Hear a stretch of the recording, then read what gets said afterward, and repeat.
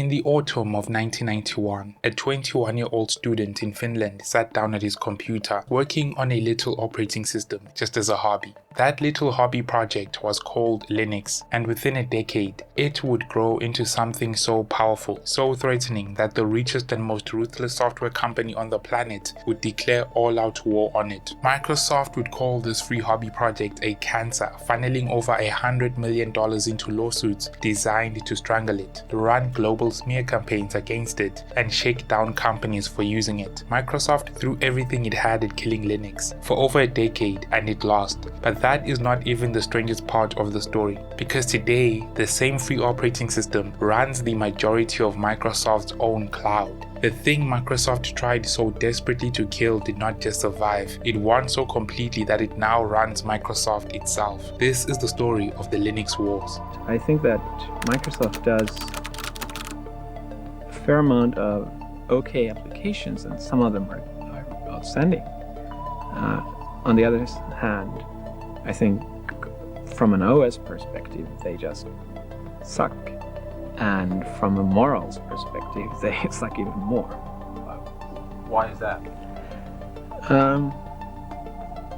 I just think that Microsoft isn't out there to make the world a better place. And maybe they shouldn't be out there to do that. But I think they've been concentrating a little bit too much on just making money.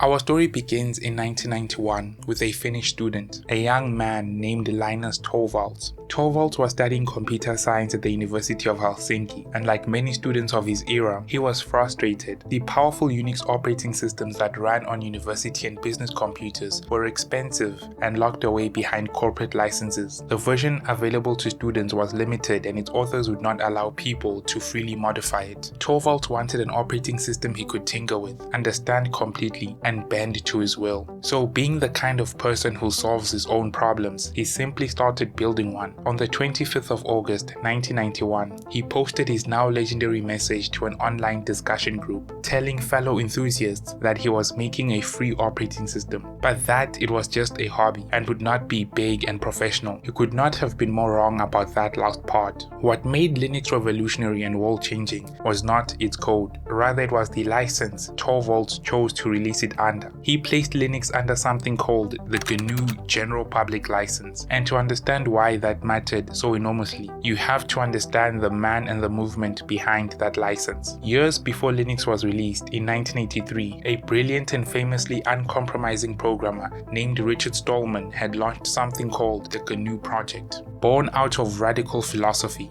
Stallman believed that software should be free, not necessarily free as in price, but free as in freedom. He believed users should always have the right to see the source code of their programs, to change it and to share it. He saw the growing world of proprietary locked down commercial software as a kind of moral trap, a way of taking control away from users and holding them hostage. And to enforce his philosophy, Stallman created a legal masterstroke, the GNU General Public License, often called the GPL. The GPL used copyright law against itself. It stated that anyone was free to use and modify the software, but with one critical catch. If you distributed your modified version, you had to release your changes under the very same license. This clever mechanism was nicknamed copyleft, and it ensured that free software, once released, could never be quietly captured and made proprietary. It would stay free forever. Stallman's GNU project had spent years building all the pieces of a completely free operating system, and by the early 1990s, it had nearly everything it needed except for one critical component at the very core, the kernel, the central piece that manages the hardware and lets everything else run. And then at exactly the right moment, along came Linus Torvalds with precisely the missing piece. Torvalds released his Linux kernel under Stallman's GPL, and suddenly the two halves clicked together, and now something unprecedented existed. A full professional grade operating system given away for free. Thousands of programmers scattered across the entire planet, most of them volunteers, began contributing to Linux. This concept of free software was, in effect, the reigniting of a fault line that ran all the way back to the beginning of Microsoft itself. Because back in 1976, a young Bill Gates had written a now famous open letter to computer hobbyists, angrily scolding them for copying and sharing his early software without paying for it. That letter was, in many ways, the founding document of the entire proprietary software industry.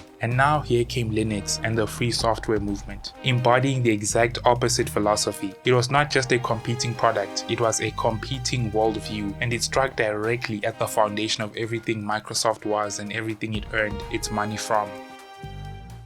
Through the 1990s, Linux grew from a hobbyist curiosity into something genuinely powerful, and it found its first great stronghold in a place most ordinary people never see: the server. Servers are the powerful computers that run behind the scenes, hosting websites, managing databases, and forming the invisible backbone of the internet. And Linux turned out to be extraordinarily good at this job. It was stable, it was secure, it was endlessly customizable, and above all, it was free. Companies sprang up like Red Hat to package and support Linux for businesses, and when Red Hat went public in 1999, its stock soared, signaling to the world that there was real money and real momentum behind this free operating system. Linux was becoming the silent, invisible foundation of the internet itself, and Microsoft was watching with growing alarm. Microsoft's empire was built on selling licenses to its operating system. Every copy of Windows, and crucially every copy of the expensive Windows Server software that ran corporate computer rooms, generated revenue. It was a river of gold that had made Microsoft the most valuable company on earth, and Linux threatened to poison that river at its source, because Linux offered businesses a powerful professional operating system that did much of what Windows Server did, except that it cost nothing. How do you compete on price against free? For a company whose entire business model depended on charging for the operating system, a free good enough alternative was not just a competitor, it was an existential threat to the core of the empire. The first evidence of just how seriously Microsoft took this threat came in 1998, when a set of confidential internal Microsoft memos were leaked to the public.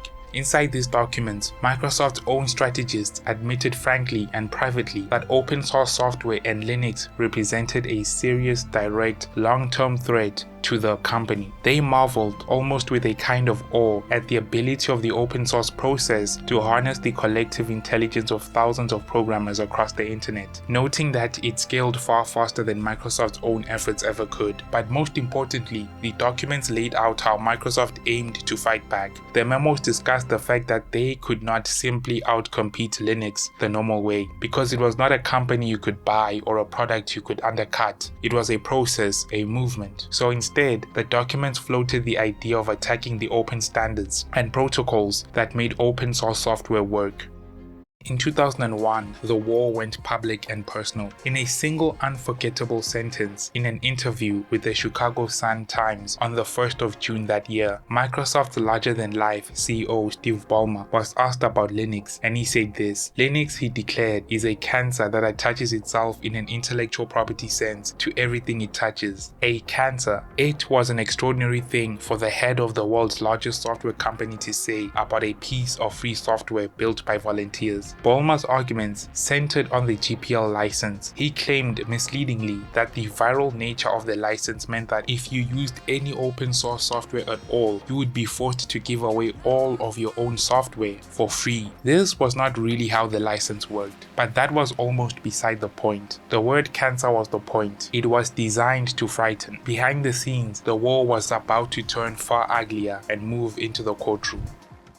In 2003, a company called SEO Group launched a massive aggressive lawsuit claiming that Linux contained stolen code from the original Unix operating system to which SEO claimed to own the rights. SEO went after IBM, a major Linux backer, and threatened the entire Linux community, demanding license fees from companies that dared to use Linux and casting a legal shadow of doubt over whether Linux was ever legal to use at all. It was potentially devastating because it aimed to poison Linux at the root by making businesses afraid they could be sued simply for running it. And here is where the story turns genuinely dark, because it later emerged that Microsoft was quietly, covertly helping to fund SEO's attack. Through licensing deals and by steering investment toward SEO, Microsoft is understood to have funneled well over $100 million in SEO's direction, fueling a proxy war against Linux while keeping its own fingerprints off the weapon. The SEO lawsuit dragged on for years, consuming enormous time, money, and energy. Before ultimately collapsing, the company company was eventually driven into bankruptcy and Linux emerged legally vindicated. The proxy war had failed. But Microsoft was not done. In 2007, it opened a new front, wielding its single most fearsome weapon, its enormous portfolio of software patents. Microsoft publicly claimed that Linux and other open source software violated a staggering 235 of its patents, an implied threat that Microsoft could at any moment sue anyone using Linux into oblivion for patent infringement. But there was something very telling about this threat. Microsoft never actually said which 235 patents were violated. It never named them, never listed them, never took the claim to court to prove it, because the point was never really to win a lawsuit. The point was the fear itself, the vague, unprovable threat of massive patent litigation hanging over every business that might consider using Linux. And on one front, this patent strategy actually worked, and it produced one of the most delicious ironies in this entire saga.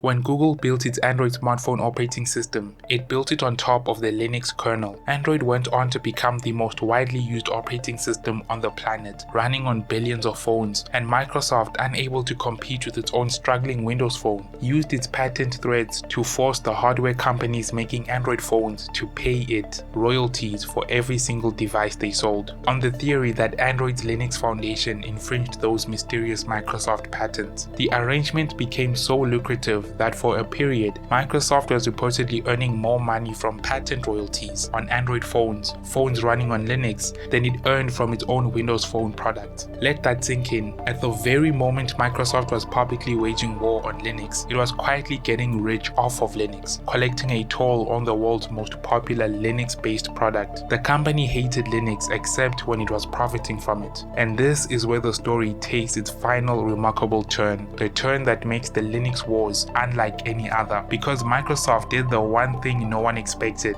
It surrendered, and then it embraced its former enemy completely. The catalyst was the cloud. Microsoft had built its own platform called Azure to rent out computing power, and very quickly ran into an inconvenient truth. The customers it wanted to sell that cloud to overwhelmingly wanted to run Linux. If Microsoft refused to support Linux on Azure out of old ideological hatred, it would simply lose those customers to competitors.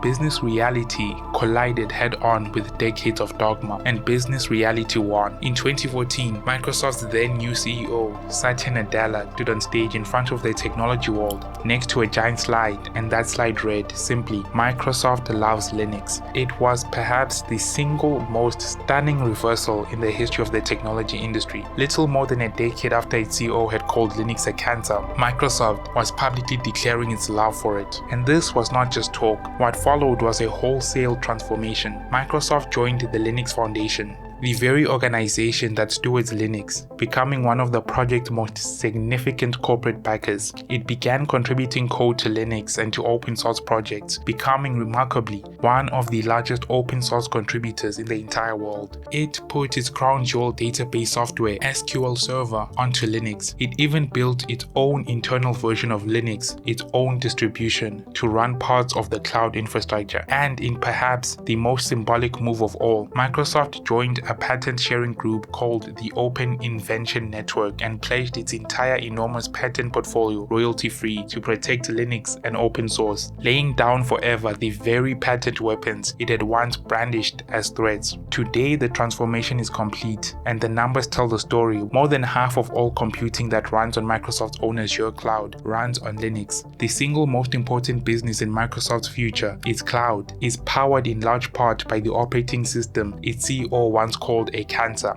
Steve Ballmer, years later, would reflect that the threat Linux once posed to Microsoft was now in the rearview mirror, and he pointed out, not incorrectly, that Microsoft had made an enormous amount of money defending its Windows empire for as long as it could. He never quite apologized for the cancer remark, but the deeper truth of the story needs no apology, because it speaks for itself. A 21-year-old student in Finland, working just as a hobby, gave away a piece of software for free. An army of volunteers around around the world, most of them never paid a cent, built it into the most powerful and widely used operating systems on the planet. And when the richest, most powerful and most ruthless software company on earth turned the full force of its empire against them with lawsuits and patents and smear campaigns and $100 million in proxy warfare, they did not lose, they won. Because you cannot kill an idea that belongs to everyone and to no one. You cannot sue a movement out of existence. And in the end, the free hobby project did not merely survive the war that Microsoft started, it won the war so thoroughly, so completely, that its greatest enemy now depends on it to survive. Microsoft tried to kill Linux, and instead, the thing it tried to kill became the ground beneath its feet. This is the story of the Linux wars.